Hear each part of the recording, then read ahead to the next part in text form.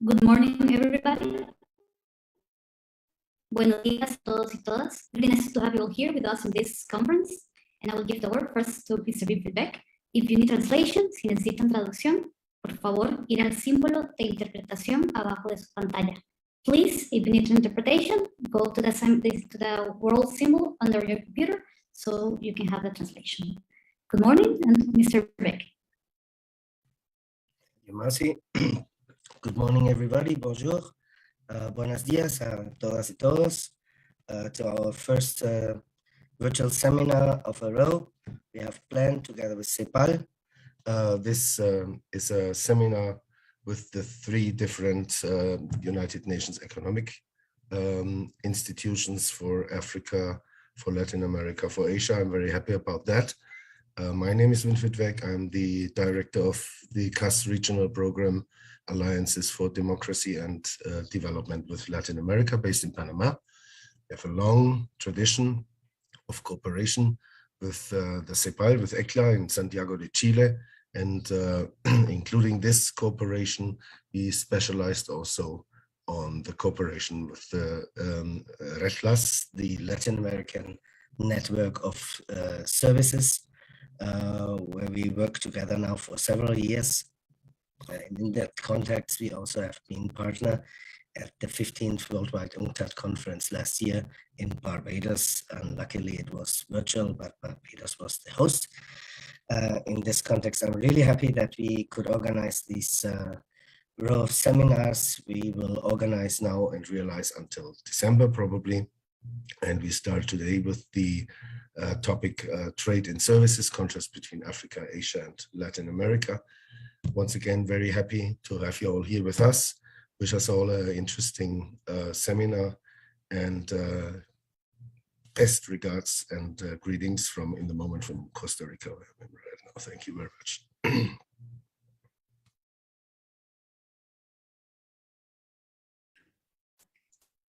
Thank you very much, Mr. Beck, for your opening remarks. Now I would like to give the floor to Mr. KJ Noe from the CEPAL, who is part also from this collaboration we're working right now. Thank you, Marce, and thank you, Winfried. And as you said, we have been in partnership for at least seven years. So we're very grateful to the Konrad Adenauer Foundation for this collaboration in organizing this webinar. I'd also like to thank my colleagues from UNESCAP and UNECA, Ms. Witada Anukun Wataka and Mr. Jeffrey Gupi, who will be presenting the cases of Asia and Africa, and to my own colleague, Nano Mulder from ECLAC here, who will be presenting on Latin America. So as Winfried said, yes, Adela has been collaborating with us and also supporting more recently this Latin American network for policymakers and researchers in services called RELAS. And we really appreciate the financial support for this network, which connects more than 500 people in the region from over 15 countries to discuss issues regarding this very dynamic sector. This webinar today in particular will compare trends and challenges and opportunities to the services trade in the three developing regions, Africa, Asia, in the Pacific, and Latin America and the Caribbean. And as you know, trading services at the global level suffered a major downturn during the pandemic, even greater than that suffered by trade in goods. And also, this fall was much larger this time than during the 2008 and 2009 financial crisis. Within the services, the hardest hit sector in 2020 was by far the tourism sector, as is well known. And this sector recovered somewhat in 2021, but it is still very far off its pre-pandemic level in 2019. Some services sectors have recovered much better, for example, the transport sector. And services that perform best over the past 3 years are those mainly sold through the internet and other digital means. Examples of these are e-commerce, teleworking services, and online education. And these services have been essential to maintain the business under sometimes very strict measures, limiting mobility to contain the spread of the virus. However, there are major differences between developing regions in terms of the extent to which they could benefit from the expansion of these modern or digital enabled services. Only those countries that offer a broad access to good quality and inexpensive broadband were able to accelerate the growth of these services.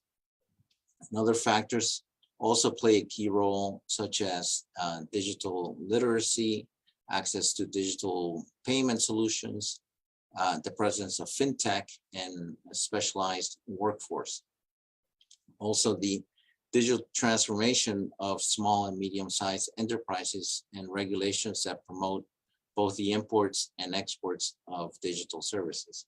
But in particular, this last element will be reviewed in this webinar, looking at what countries have been doing to reduce the heterogeneity in services and regulations to promote intra-regional trade. And even though the global impact of the COVID-19 pandemic on global trade seems to have passed, the war between Russia and Ukraine has introduced new headwinds. Together with the zero COVID policies in China, the world is experiencing further interruptions in the supply chains. A rise in inflation and subdued demand in many countries, affecting both trade in goods and services. So I invite all the speakers today to shed us more light on modern services trade in their regions and what could be done to accelerate their expansion. This is not only relevant because of the low market share of Africa and Latin America in global modern services exports, but also because these services play a crucial role to promote the competitiveness of other sectors such as agriculture, mining, and manufacturing sectors. And of course, the post-crisis recovery that we are all eagerly awaiting.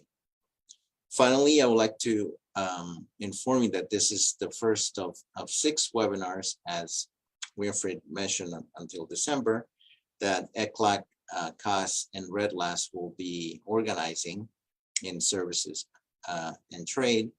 And moreover, these partners will also organize the annual meeting of REDLAS in November in collaboration with Peru and probably the IDB and the University of Lima. So with these words, I wish you a very fruitful and dynamic webinar. Thank you very much.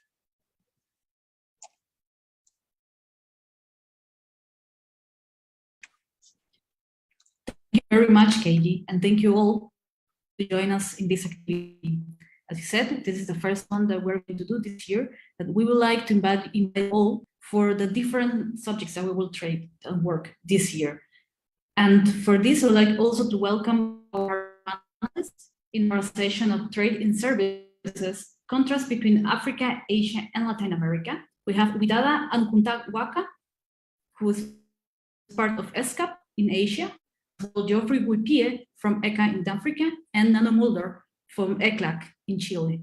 We welcome you all to be part of this. And for now, our first panelist is going to be Nano Mulder, who is Chief of the International Trade Unit of the Nation of Latin America and the Caribbean from ECLAC. He is currently main research and technical assistance in topics are chains in general and global services in particular, cross-border e-commerce and sustainable trade, internationalization, gender gaps, and climate change.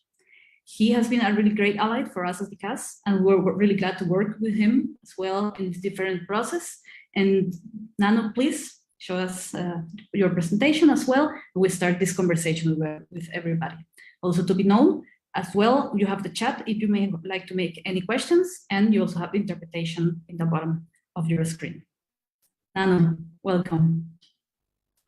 Thank you, Marce, for these kind words. And I would also like to welcome all my colleague panelists and also the audience. Great that you're with us. Good morning, good afternoon, good evening, depending on where you are. So we would like to start this round of presentations with a perspective from Latin America and the Caribbean with regards to the dynamics of services trade, and also some data with regards to recent trends with the links with Africa and Asia. And as you will see, sort of one of the main messages with regard to trade and service in Latin America and the Caribbean is that the role of services in our trade is still very subdued. Latin America is a very marginal player in international trade and services. And this role is even smaller with regard to IT-enabled services, or what we also call modern services. And this is very crucial and important topic because, as KG has said, services play a vital role not only in the services sector per se, which is the largest sector of the economies in Latin America and the Caribbean, but also they are very important to improve the competitiveness of other sectors of the economy. So basically, I would like to, in the next 10 minutes, to address some global and regional trends, then highlight some of the links of our trade, services trade with Africa and Asia.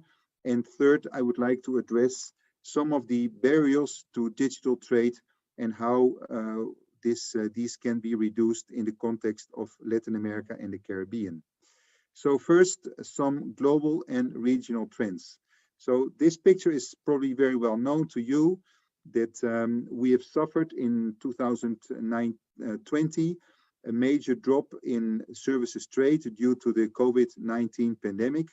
And as is very well known to us, the hardest hit sector in this context was the tourism sector. As you can see in this chart, the global trade in tourism services dropped by almost 2/3, a drop of 62.5% in 2020. And last year, in 2021, we have seen a recovery of tourism, but this recovery was actually very small, only 7.4% with regard to the 2020 level. So we are still very far off the 2019 pre-pandemic level. The other sectors have been a little bit different. As you can see, the transport sector also suffered in 2020 from the pandemic, but has recovered quite importantly in 2021. And actually the sector that at the global scale has not reduced its trade was the other services sector. And it's actually that part of trade in services that concentrate those that are traded over the internet, sort of the digitally enabled services. So you can see that even during the pandemic, these services grew at the world level 0.7%. Now, when we look at Latin America and the Caribbean, we see trends that are quite similar to the world in general, with the exception maybe that other services in Latin America also declined during the pandemic, but less than transport and travel. And we see that all services recovered in 2021. And so that is similar to the rest of the world. Now, the main message that one important message we would like to convey is that the dynamics of trade is very much linked to the degree of digitalization of the sectors. And in this chart, you can see several trends in trade in goods and trade in different types of services, starting in 2005 with an index 2005 equal to 100. And as you can see in this chart, both traditional services and goods trade grew over this period and dropped indeed in 2020.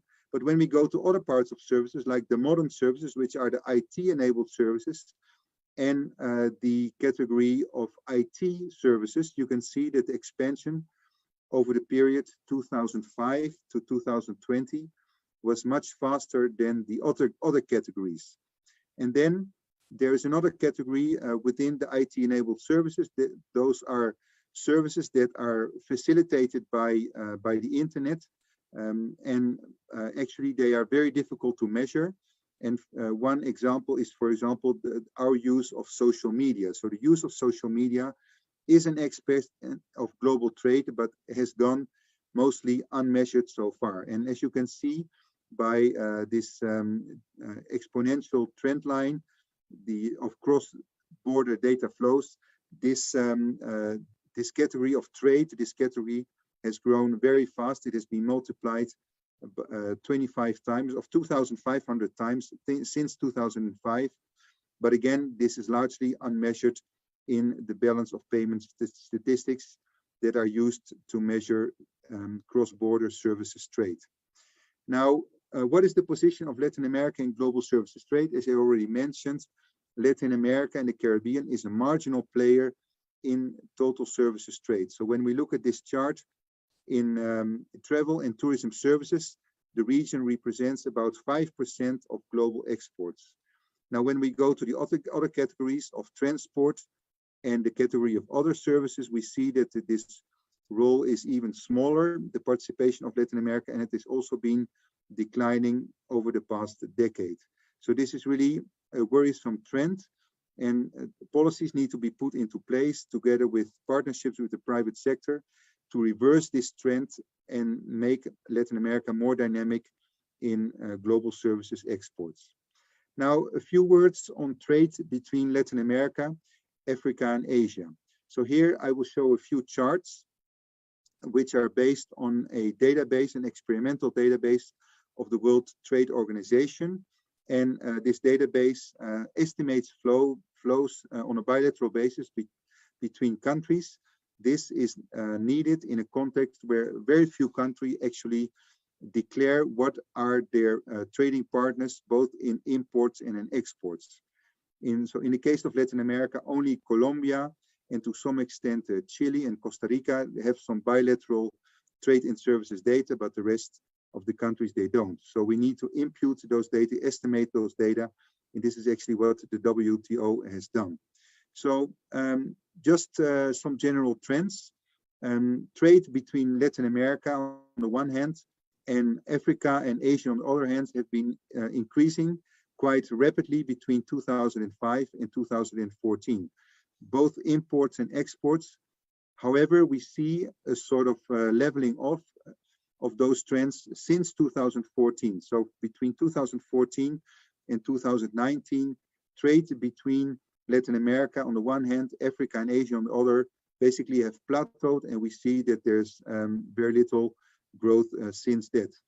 Again, when we look at the trade balance, we see that Latin America has a trade surplus in its bilateral trade and services with Africa, whereas in the context of Asia, we see that we basically have a zero balance between the two regions.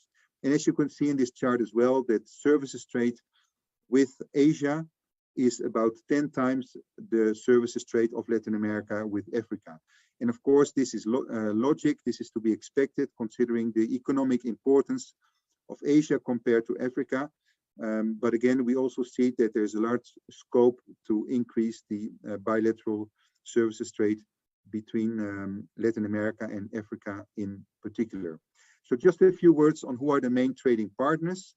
From the Latin America side, when we look at trade with Africa, we see that Argentina, Cuba, Panama, Mexico, and Brazil are the main exporting countries from Latin America. This is quite surprising because countries like Cuba and Panama, they are very far of being the main exporters of Latin America in general, but we see in Latin America's trade with Africa that they are very important countries.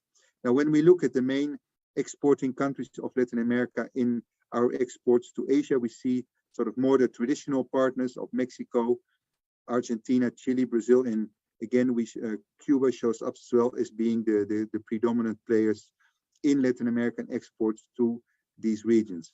Now, we switch sides and we look at who are the main exporters from Africa and Asia, and we see again that few countries dominate the exports of their respective subregions to Latin America.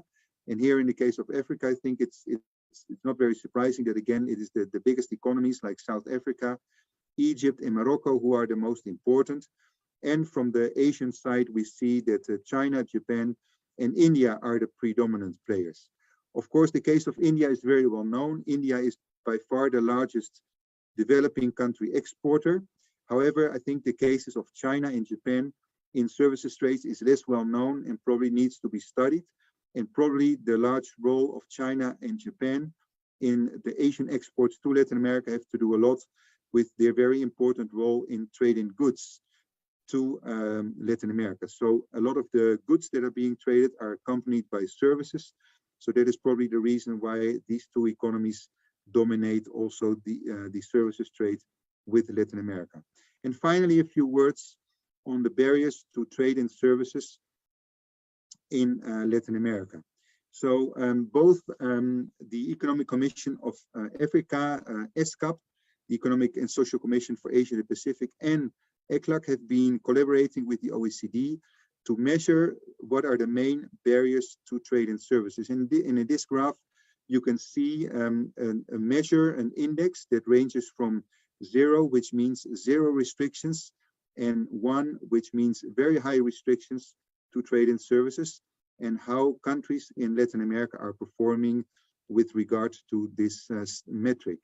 And as you can see, the regional average of Latin America is somewhat higher than the OECD average of trade barriers in the imports of services, which sort of signals that Latin America still has some room to improve.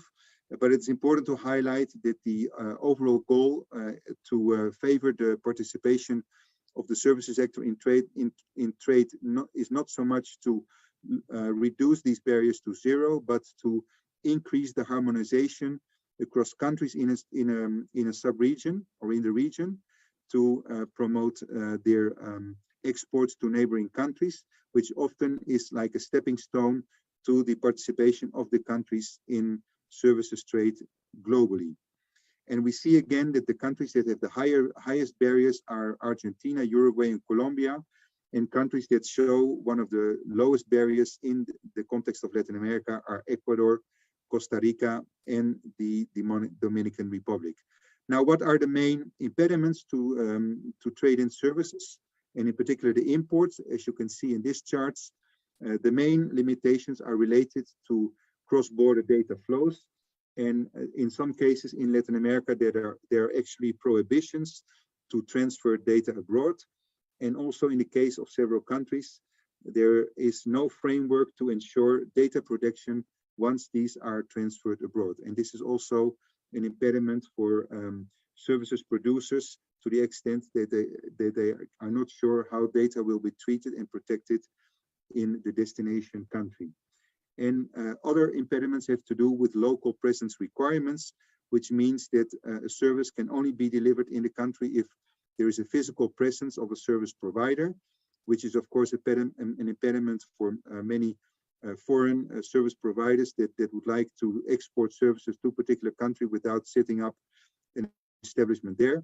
And finally, a third impediment to trade and services has to do with the online tax registration and declaration, which is really required for foreigners. They need to do this within the country and they can't do it from abroad. And some of the results of this work has been presented in a publication by OECD together with ECLAC, ESCAP, and UNECA that will be published very soon. And this is the front page of the title. And finally, just to mention the importance of the STRI score, so which means to the extent that the impediments on trade and services is larger, we see that there is a sort of an important correlation with regards to the importance of services imports and exports in as a share in total trade. So we see that to the extent there are larger impediments, the share of those services in total trade is lower. And just a final word on the efforts that are being made in the context of Latin America and the Caribbean to free trade in services. As you can see in this particular chart, there are very initiatives ongoing and have been signed in the region, in particular at the level of sub-regional integration schemes to free trade in services. However, as you can see in this chart, most of the agreements at the sub-regional level are quite old, 2001, 2009, 2012. And we see that the only sub-regional integration scheme that has more sort of modern provisions that are really tailored to trade in digital services is the Pacific Alliance. So this is one of the few sub-regional integration schemes that has made a very important effort in recent years to lower and to harmonize different type of barriers related to services trade. So with that, I would like to thank you very much, and I look forward to hearing the views from Africa and Asia. Thank you, Marci. Thank you very much, Nano. It's really interesting what you have presented to us and the process that we are having right now with the pandemic and how it's growing. How can we also improve our services trade with the different regions? As well, as I said, Latin America doesn't have a big presence right now in the different process of and services, but there is something that we can improve. That's part of the knowledge that we would like to know and also to work with. And also these traits, as you said, can improve these barriers that we are having. We should review them and also take into account how can we make new ways, as well as to see as well how the Pacific Alliance has been working on to work on these limitations that we have, like the cross-border data flow that you are mentioning. So thank you very much, Nano, for this presentation. And we would like to go now to ESCAP with Witada Anukuntawaka, who is Senior Economic Affairs Officer, Trade Policy and Facilitation Section of the Trade Investment Division in the United Nations ESCAP. Please, Witada, can you please open your camera? In this presentation, she has been leading ESCAP, the OECD initiative on Asia-Pacific digital trade regulatory analysis, and being an important driver of various knowledge products and tools of ESCAP, supporting evidence-based policy making for digital and sustainable products in regional integration, including RIVA, with the Regional Integration and Value Chain Analysis, RDTI, Regional Digital Trade Integration Index, as well with the Digital and Sustainable Regional Integration Index. She mostly worked with a focus on Asian Pacific trade and investment policies, global value chains, and regional integration. She holds a PhD in economics from the University of Melbourne, Australia. So please, Witada, thank you very much for joining us, and the floor is yours. Thank you very much. Can you see my screen with the slide? Yes, we can see your screen. Okay, thank you. I thank Nano and the organizer for inviting ESCAP to be part of this important workshop. And I hear very useful information from Nano about the relationships on trade and service between Asia and Latin America. So I think I don't have to go repeat again that yes, there is a small volume of trade in service between Asia and Latin America. However, when we look in a more closer at the firm level, we do see service trade complementarity. In the past year, ESCAP has been doing quite in-depth analysis about trade in service, especially digital-driven service between Asia and Latin America. And we do see the interesting flows of IT-enabled service that associate with, on one hand, the usual patterns of trade like mining commodities, agricultural commodities that embed with digitally driven technologies such as agro-tech service or AI and blockchain that are integrated into the flows of trade between the two regions. And we do see some firms in Asia has sourced e-commerce service gaming service from large country in Latin America. We also see interesting complementarity between agricultural manufacture in Thailand and Vietnam that source agri-tech service from Brazilian suppliers as well. So things like this, although the volume is not large, but it happens at the firm levels, and it deserves closer analysis, especially in that beyond the broad level of data that we usually see from the WTO or something. Next, I'm going to just quickly reiterate about the patterns of trade recovery in Asia Pacific. It's pretty much the same as Latin America, that we do see more recovery in the merchandise sectors, but for service, which was hit harder by COVID, it was slowly recover, but the volume is still far below pre-pandemic level. And it's going to be like that for quite some time until we can have a higher volume of travel service, which right now still capture about 1/3 of Asia service exports. Asia service export and import is quite large in volume.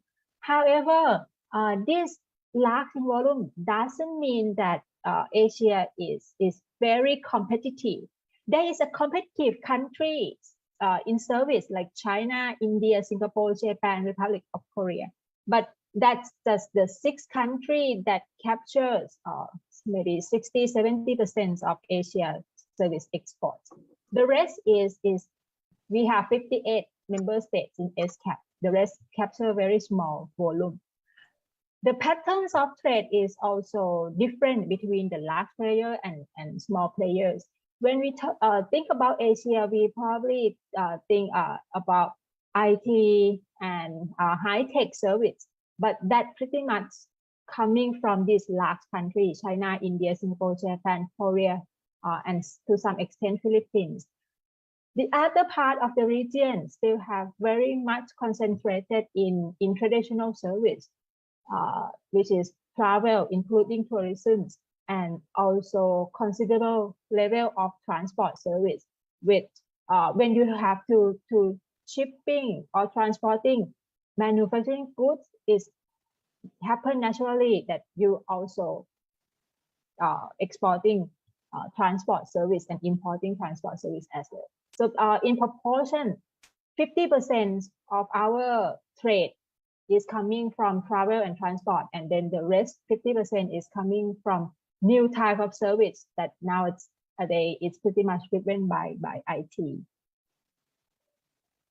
In the past few years, because of COVID, the shares of travel dropped so much, so that's enlarged the share of other sectors, which is driven by IT, to go beyond the normal level.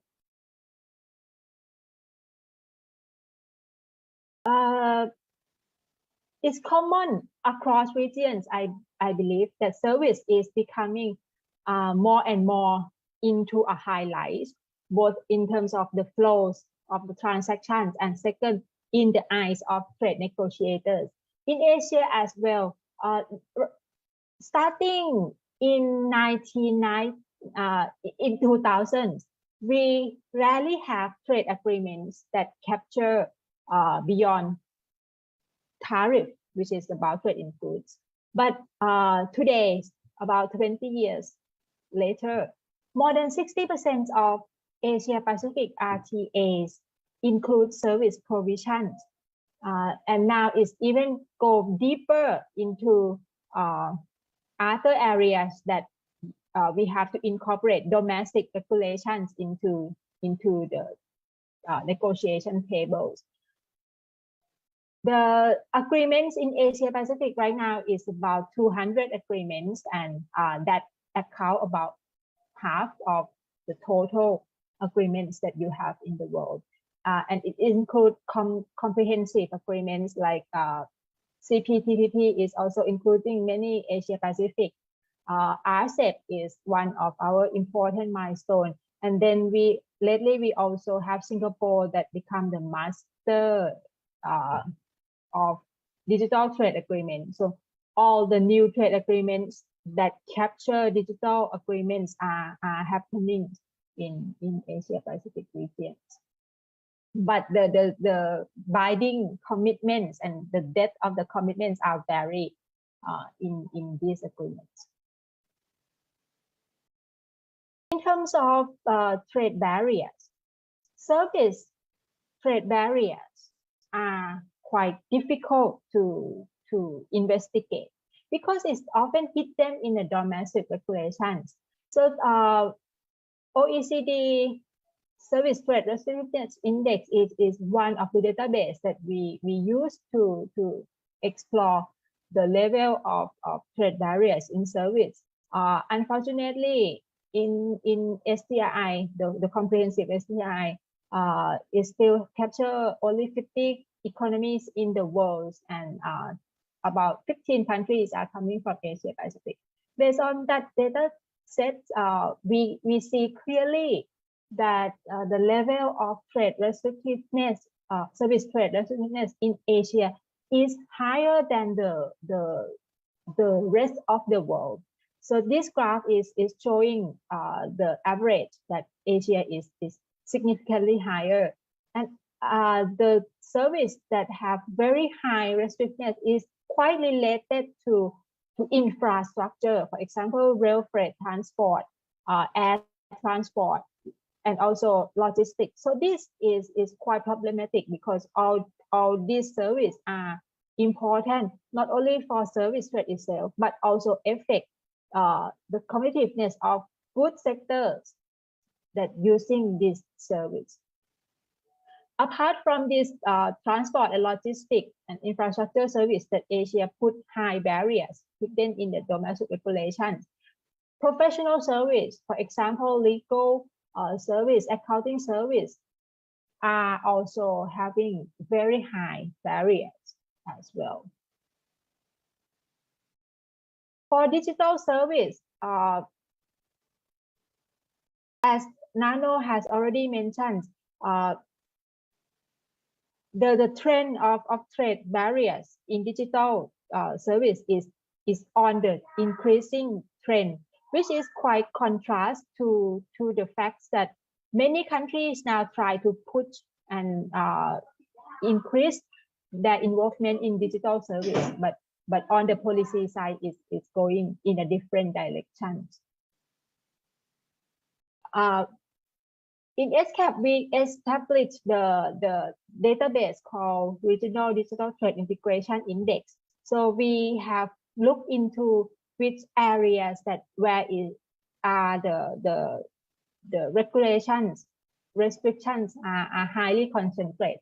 And as you can see in this above group, in this above circles, the high level of policy that may cause regulatory compliance costs for firms is about domestic regulations. For example, the policies that you have to limit content access and have liability for internet service provider, telecom regulation, and FDI regulations, including local content requirements for firms and other restrictions as well. But when it's come to more obvious regulations, for example, trade barriers on ICT goods, ICT service, non-tariff measures, that become quite lower level of the issues. That's the quick overview of the trend in Asia Pacific, and I'm happy to provide further information if you have any questions. Thank you very much. Thank you very much, Vitala. Really interesting that you have presented about that process in Asia as well. And as you said, Latin America doesn't have a big role, but we still work together in different processes. And it's interesting to see that 50% said that the trade is in Asia mostly about transport, but also one of the barriers that you're presenting mostly about infrastructure and logistics in this place. So it's really interesting to see how we can do with the different agreements to improve these kind of barriers that may be processed. As well, with the pandemic, we saw a really big process of internet development. We see all telework, e-commerce, but as well as a barrier, mostly when you said as well, internet of intellectual property, that is one of the processes that we still need to be talking about. So, and in this way, as well, Latin America and Asia, there are moments and experience that we can share with each other. And as well, we would like to share now the experience of Africa. And after that, we'll have a round of questions. So please, as well, all the participants who are here with us, you can also write your questions in the chat. Thank you very much. And thank you, Witala, for your exposition. Now, we would like to give the floor to Geoffrey Whitbeck, who's from the Associate Economic Affairs of the African Trade Policy Center within the Regional Integration and Trade Division of the United Nations Economic Commission for Africa. Welcome, Geoffrey, with all of us. He coordinates the Trade Regulatory Initiative, and he is also research associate to the Joint University Unit Energy and Environment Transmissions 3 and the London School of Economics, FIROS. As well, before he joined the UN in 2020, he was a researcher in the University of Paris in the Faculty of Economics in France. He is an academic research and professional interest focus on international economics, mostly in the African region, trade agreements, and the civil conflict in Africa. He has published different academic articles in scientific journals, and he holds a PhD in international economics from the University of Pau in France. Geoffrey, thank you very much for joining us as well, and we'll be glad to hear your comments about the different digital trade services between Africa and Latin America. Welcome.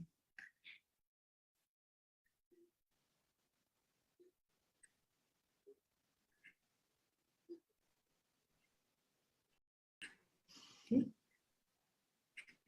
Geoffrey, sorry, I was muted. So, thank do you. you see my screen? Yes, we can see your screen. Okay, great. So I was saying that I'm very happy to be part of this conference, and many thanks to the organizer to invite me in this conference. I will also present trading services in Africa. And my presentation will be divided in two parts. First of all, I will talk about services trend in Africa. And the second aspect, I will talk about the initiative that was undertaken by Africa to stimulate and promote digital services trade. So let's start with trend in Africa.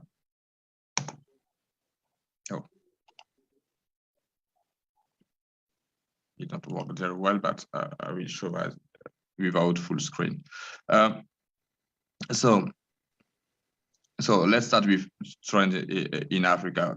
This graph showed Africa's trade in services, show precisely export, import, and trade balance in Africa concerning services trade. And what we see here is that there is a non-constant evolution of trade in services during this period of time that we consider going from 2005 to 2019. And one of the great message of this, the principal message of this graph is that African countries are net importer of services, and this trade balance negative deficit increase during time. You can divide the evolution of this deficit into two parts. First one starting from 2005 and stop at 2014, which may be explained by maybe the financial crisis that we know in the subprime crisis in 27, but also in the budget crisis that world experienced, and particularly Europe experienced in 2000, in 2010 and 2011. So this may explain this increase of deficit during this first period. And after 2014, the deficit was reduced but Africa have not succeeded to have a positive trade balance. And surely COVID-19, have not helped a lot, because when we analyze trade, services trade, of course, before the pandemic and after the pandemic, we see in total services a decrease in trade, in African trade. And this decrease in African trade is explained principally by travel services, which have decreased by half. And also it is explained by transport services, which have decreased by 1/4 from 2014 to 2020. So let's come back to the period before the pandemic and draw a conclusion about the tendency of trade, of African trade. If we decompose, African services trade, we see that most of African trade arise in travel services, in transport services, but also in business services. The three categories account for more than 2/3 of total services of Africa. And here, by category, we can also look at the trade balance. And we see that in all these categories, in all these main categories, which is shown in this graph, Africa experiences a negative trade balance and do not perform very well. But in travel services, Africa have a positive trade balance with the vis-a-vis of the rest of the world. And I don't want to repeat what was saying before by Nano about the principal partners of Africa, but about the principal partner of Africa in Latin America and Caribbean. So I will show the map globally. What we see is that we don't see, but what is sure is that the continent trade mainly with European Union. For example, with European Union, Africa, the export of trading services with European Union is 30%, more than 30% of the total trade of Africa. And if you look at import also, it is more around 30% of trade. So the principal partners in the world of Africa trading services is surely Europe, which is followed by USA, United States of America, and the other coming, the rest of the world coming after. What is very important also when we look the trade, African services trade, is that intra-African trade do not count very much. It is very low. It is very low. For example, it is 7% of exports.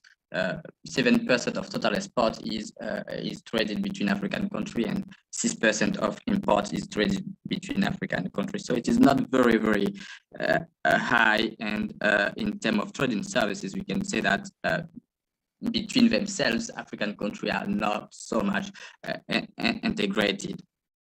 And if you make a focus on Latin America is not a very big partner of Africa. This bloc accounts for 3% of Africa's total trading services, so which is very low. Let's still focus on Latin America, and we will see in the sector where Latin America performed with Africa.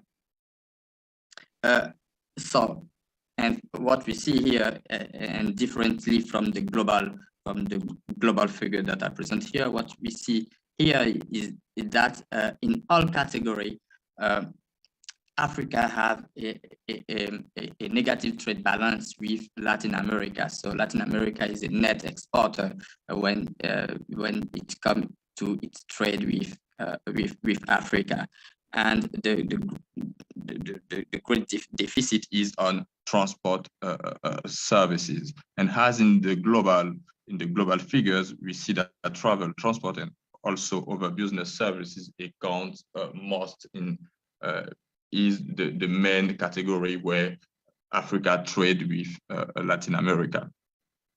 And this negative balance is explained by the kind of project that Africa have with Latin America. Let's take the example of Brazil and Mozambique collaboration. We will see that even if they say that they want to share experience, it is not a critic, but it is a fact. Even if they say that they want to share experience in the area of advanced network services, what we see is that the Africa is the taker, how to say, so Latin America export the services through Africa, export its experiences to Africa, and in this collaboration between Brazil and Mozambique, Mozambique do not give much. And in terms of achievements, what we see from this collaboration between the National Education and Research Network of Brazil and the Mozambique Education and Research Network is that Brazil government trained many students from Mozambique. And also we see that it is focused on ICT services. For example, in ICT services, we see that Mozambique government trained 24 specialists of services in Mozambique in order to help them to implement ICT services in their Mozambican home institution. And one thing which is very interesting is they partner in health services. We know it is maybe it is also the same in Latin America, but in Africa, the access to health services is very difficult for people which are located very far from the center of the town. So telehealth services bring, telehealth services center is very important because it gives more access to people which have not access to hospital and medical services. And here, Brazil helped Mozambique to develop the telehealth center in order to provide a remote support to health professionals and also to people. So this is the kind of collaboration that Africa and interesting collaboration that Africa and Latin America may have. Now let's turn on initiatives that can stimulate Africa's trade in services. And I don't want to do much on this because it was introduced by Nano and also by Witada. Our initiative on digital trade regulation have the objective to assessing the readiness of Africa to effectively engage in digital trade and e-commerce. And what we do is to collect and after build with our partner index on digital service trade restriction. And as previous presenter, the main restriction in Africa also is on infrastructure, electronic transaction, payment system, and also intellectual property. So, and intellectual property. If we look at this index through African country coverage, we see that we have a strong heterogeneity between African country, going from Zimbabwe, which is the most restrictive in terms of digital services trade, to Gambia, which is the least restrictive. This call for one recommendation, which I think is very necessary, is that Africa have to harmonize their rules, their regulation about trading services if they want to perform in this area, if they want to increase trade in services and trade at all of course. And one of the framework which will help to increase this trade in services certainly is the African Continental Free Trade Area that was entered into force in 2019. Negotiation on trading services in this in this healthy regional trade agreement is still ongoing. Countries have signed a protocol on services in order to liberalize this sector, and that is service trade liberalization will occur in practice when individual country will submit their list of products or services product that they want to liberalize. And during last year, Economic Commission for Africa do an study to see how IFCFTA could have an impact on trade in Africa. And what we see is very interesting for all the sector, but principally for services. We see that agri-food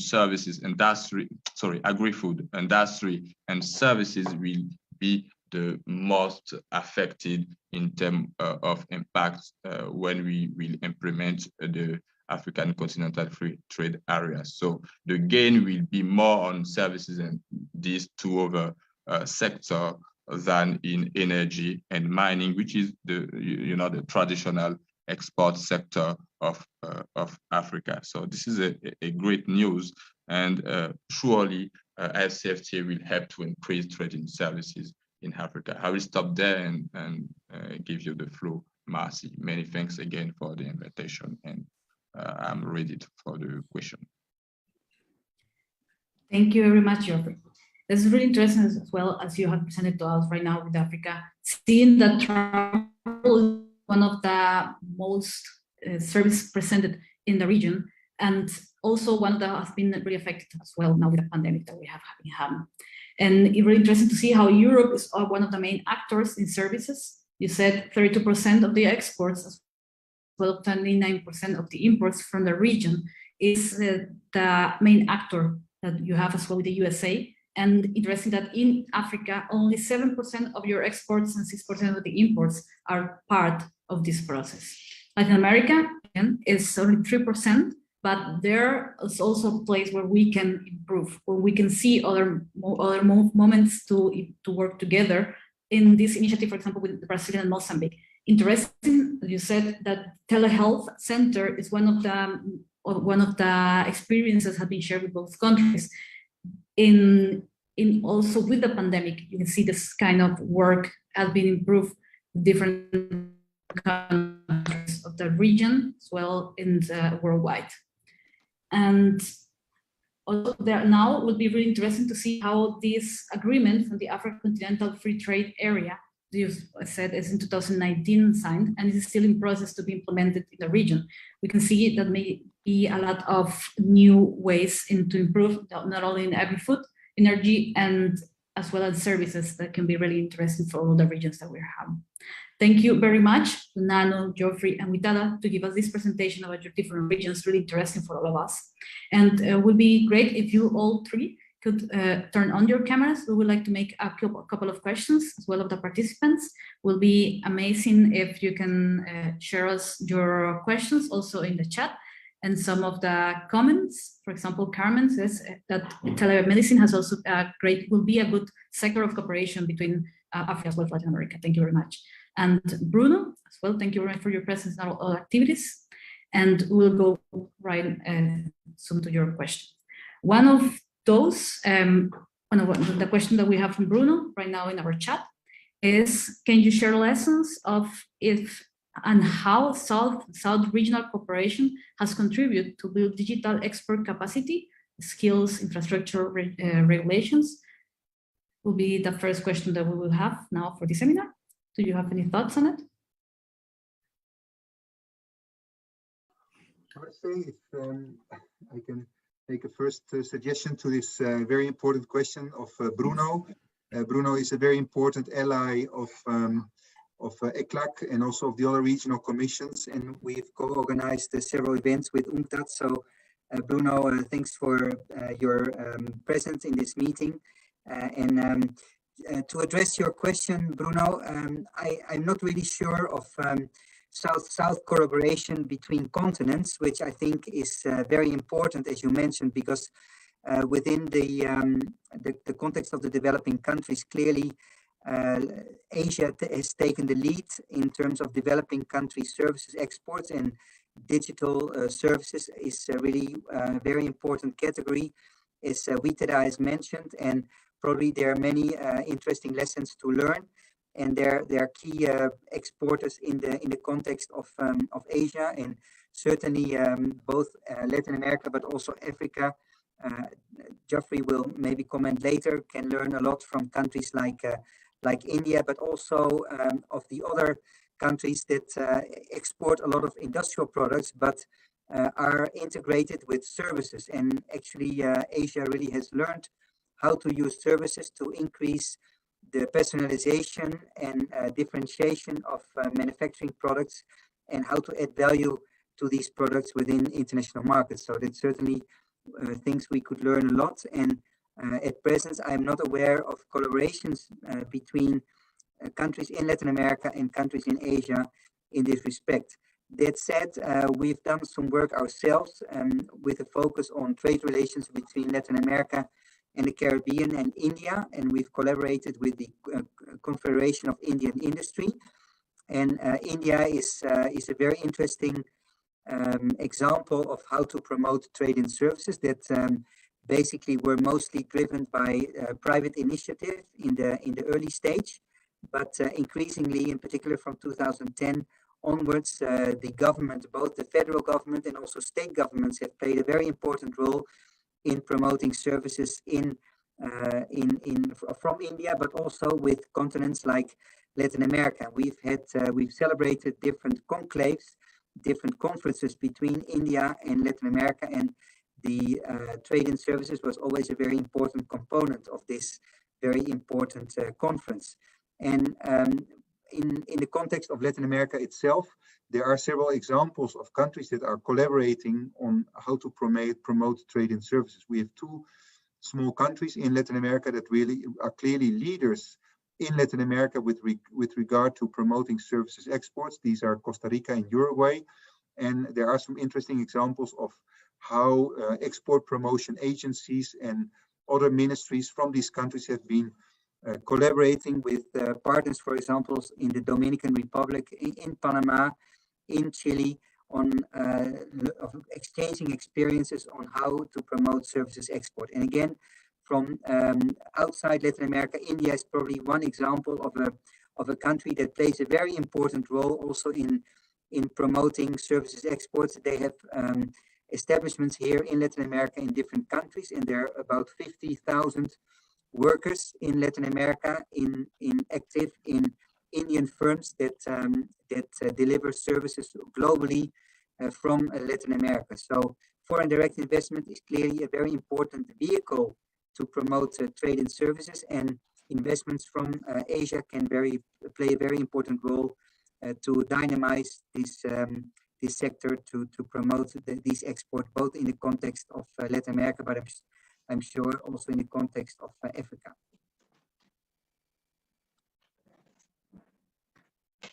Thank you very much, Nano. Geoffrey or Witada would like to share your thoughts about it?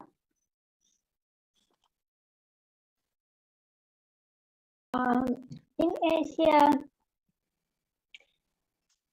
probably a pure South-South cooperation maybe not not easily to find because when you talk about digital, it's always have to somewhat depends on advanced country, technology advanced country. For example, Korea or Japan would play some roles.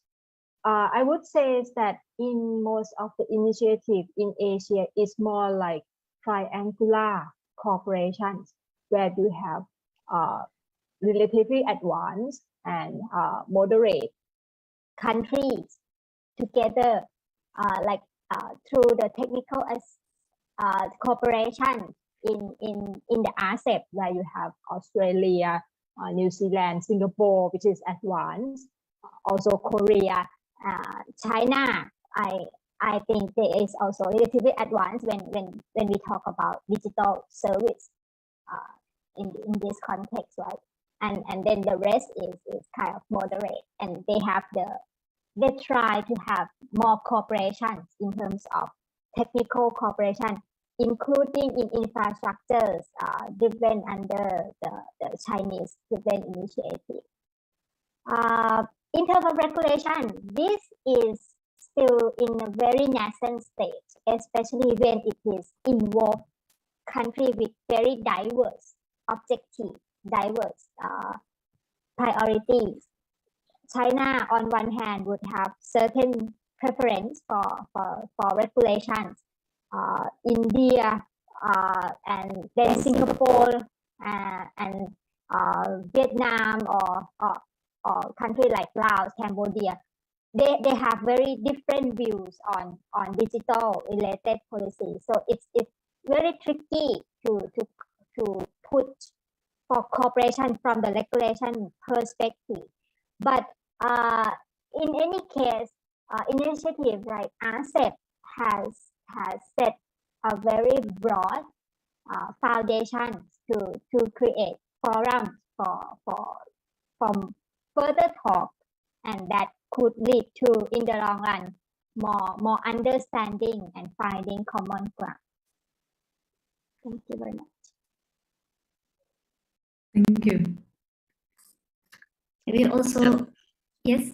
From just shortly from our point of view, I'm not aware also on a collaboration on South-South regional cooperation between Africa and Latin America, but what is sure is that this kind of cooperation is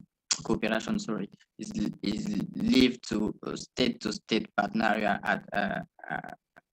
from now, and this is something which needs to be developed between our region to perform very well.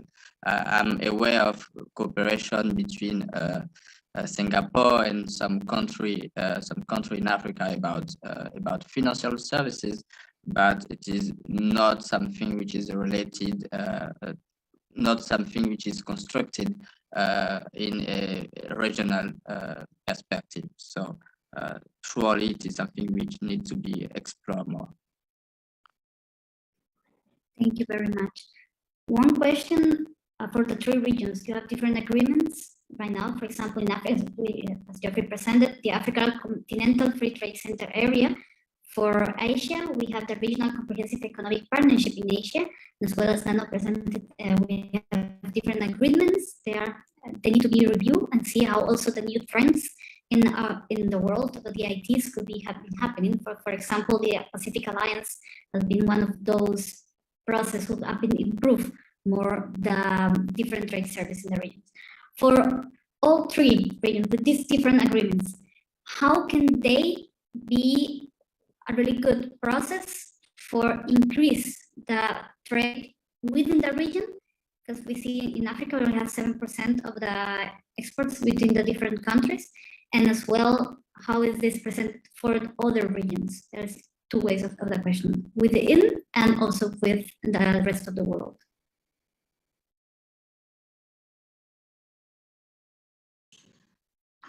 Yes, okay, if I can take the floor.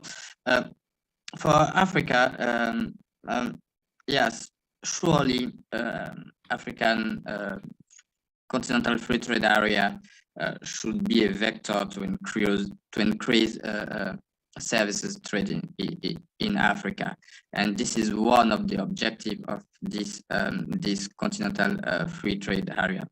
As shown in the presentation, negotiation in services trade is ongoing.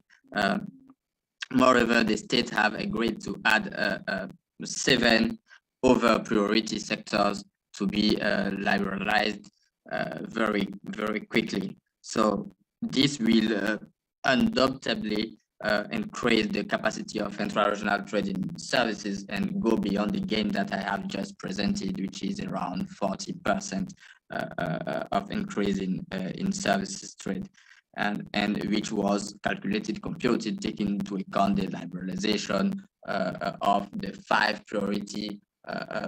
already priority sectors. So if you add the 7th priority sector and we make a scenario where 90% of the product line are liberalized in services, we are sure that the increase in the gain will be more than that I showed precedently in the graph. Over to you. Just to comment quickly from the Latin America perspective, Marce, as I mentioned at the end of my presentation, unfortunately, in the context of Latin America and the Caribbean, we don't have an overarching initiative that really includes all Latin American and Caribbean countries.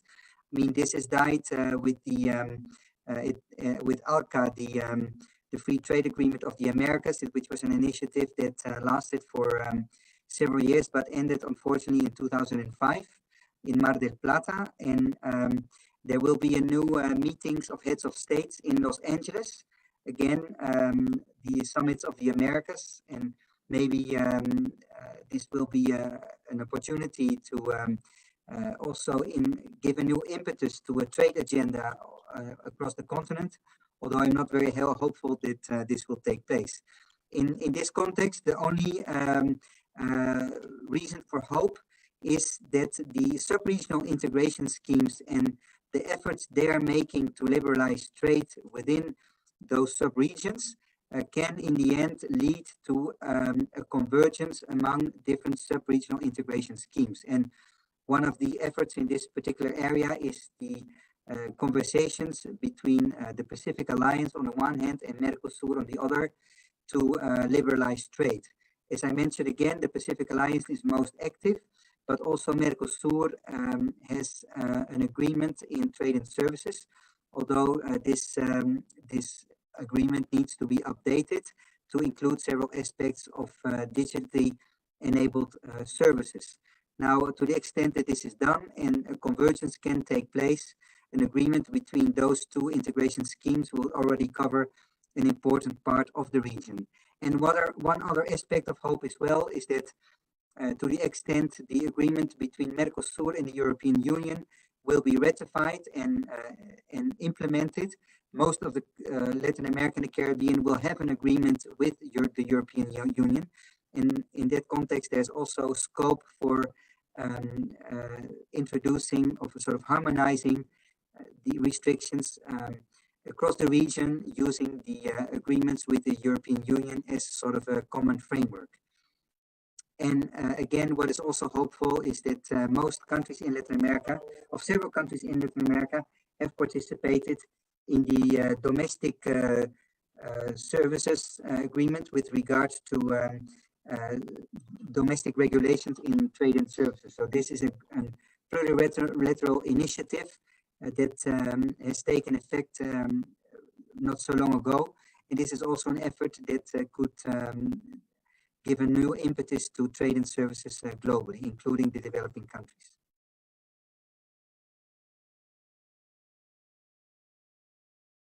In Asia, I think the most important one that we put a hope for is about RCEP, because it involves quite a large number of countries with significant potential in service trade. However, RCEP is still mainly about Southeast Asia plus East Asia and Australia, New Zealand. So it is about half of the whole Asia Pacific. There is no South Asia. It was almost having India, but then they take it out, right? So ASEP is the highest potential, and good news is ASEP has improved from existing commitments that ASEAN has. So it's kind of making a ground for harmonizing commitments related to service for these 15 countries. But in a short period of time, we won't expect to see a very different impacts of ASEP on service, because there are still having long transition periods, and there are still room for putting many exceptions for different countries. But yes, in the long term, we hope that the implementation process and more dynamics will increase the level of commitments between these countries. Thank you very much, Vitada, Geoffrey, and Nano. We are reaching the finish from the close from our conference today. I'd like to ask if there is a small comment if you'd like to say, and so we can say hello to everybody and goodbye. Again, to welcome you all to the next conferences as well. And also for the time difference, I really would like to thank Vitada and Geoffrey to be part of this conference, and hope from our side as well that we can keep working different other activities with the 3 regions. Maybe would you like to say that comment?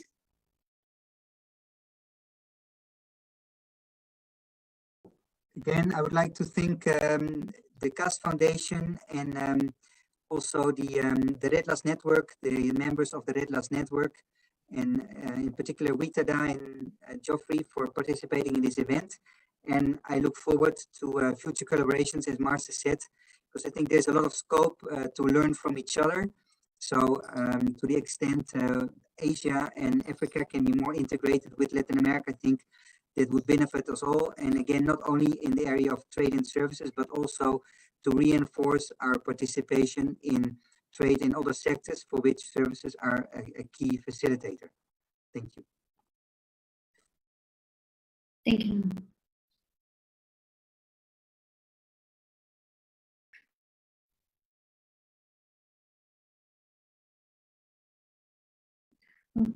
So thank you very much, everybody, for being here, and also thank you for your questions. We will also take the other question because we are out of time, and invite you back. And also, we'd like to thank about the technical team who has been working or helping us, with Vesper Van Abel, who is doing the interpretation, as well Alejandro Marin, and our other colleagues, Emmanuel, who is also with the technical part. Thank you very much to everybody. Vitada, Geoffrey, yes? Thank you very much from SCAP, and hope to see you again. Thank you. Many thanks also for the invitation, and thank you very much for this great session, Marcy and all the organizers. Thank you. Bye. Good evening. Bye. Good afternoon. Thank you. Bye-bye. Thank you. Bye. Have a very good day. Thank you.